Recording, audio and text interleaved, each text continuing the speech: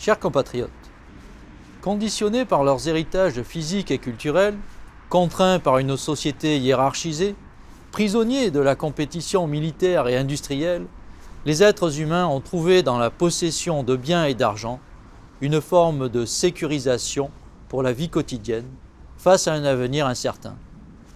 Mais, comme pour les armes, leur pulsion de distinction et de domination a tôt fait d'engendrer une dérive vers l'accumulation et l'utilisation de la richesse pour asseoir et transmettre des positions avantageuses, pour manipuler le monde et en jouir. Personne n'échappe à la nécessité d'avoir de l'argent pour satisfaire ses besoins primaires et secondaires. Tout le monde aimerait en avoir un peu plus. Les plus grandes révolutions ont eu lieu pour cela. C'est pourquoi la pression capitalo-financière, cette quatrième pression politique dont il est question ici, s'est toujours très bien défendue face à ses contempteurs religieux et politiques pour atteindre aujourd'hui une puissance phénoménale. La recherche de signes distinctifs individuels et collectifs dès les premiers temps de l'humanité est allée de pair avec le développement de l'idée de possession. Ceci est mon arme, ceci est mon bijou, celle-ci est ma femme, celui-ci est mon enfant. La notion de propriété s'est instituée avec la sédentarisation liée à l'agriculture, l'élevage et la construction de bâtiments. On ne saurait blâmer la société d'avoir développé un droit de la propriété pour protéger le travail de chacun, mais on s'est vite rendu compte à l'usage que ce droit stimulait l'accumulation, l'accaparement, la surproduction et conduisait des pans entiers du corps social au dénuement et à la dépendance.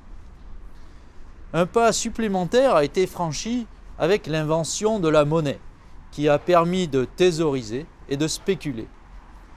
Des fortunes se sont constituées, des banques ont ouvert, des empires financiers ont été fondés.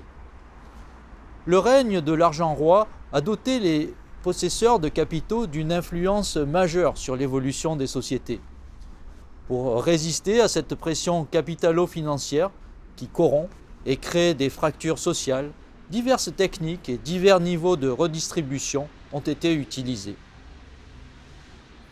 À l'origine, impôts et taxes avaient en principe pour finalité d'assurer le train de vie des pouvoirs en échange de la sécurité et de la protection.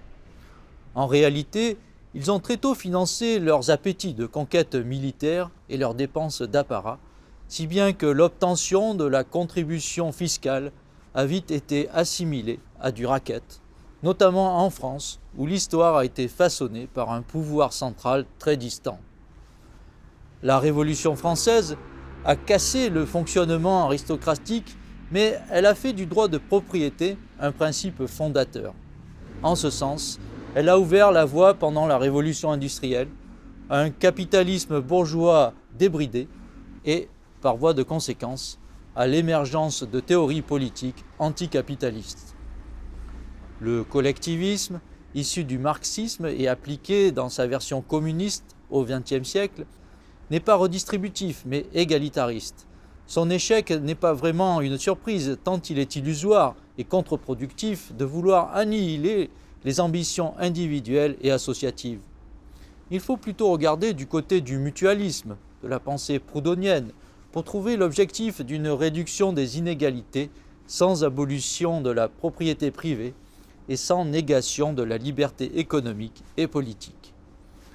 La sécurité sociale, qui est un mutualisme étatique, puis ce que l'on a appelé l'État-providence, ont façonné les sociétés démocratiques d'aujourd'hui. Mais on constate de nombreux effets pervers, tels que la déresponsabilisation, la fraude, la complexité fiscale, le gaspillage. On constate aussi et surtout le maintien, voire l'accroissement à la fois de rentes capitalistiques incroyables et de situations de grande pauvreté. On sait bien que l'argent va à l'argent, c'est-à-dire que l'argent octroie des facilités pour gagner encore plus d'argent.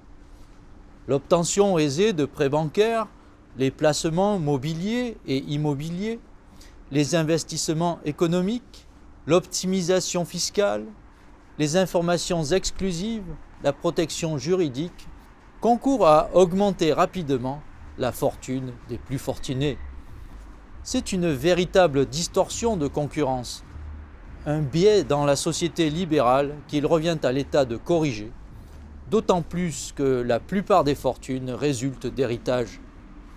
En réalité, une forme d'aristocratie financière persiste et œuvre dans la discrétion pour maintenir des lois et une fiscalité à son avantage. Parallèlement, la sortie de la pauvreté reste très difficile. Cet écart de patrimoine, de revenus et de chances devient abyssal et intolérable, au point que même les États-Unis cherchent à rétablir une fiscalité plus juste vis-à-vis des personnes très riches. La France aussi doit sortir de l'idéologie de la baisse des impôts des plus riches, une des plus lamentables arnaques des temps modernes. Il est nécessaire de pratiquer un écrêtement annuel des fortunes, parallèlement à un renforcement des mesures de lutte contre les paradis fiscaux. Je propose la création d'un impôt d'écrêtement des grosses fortunes.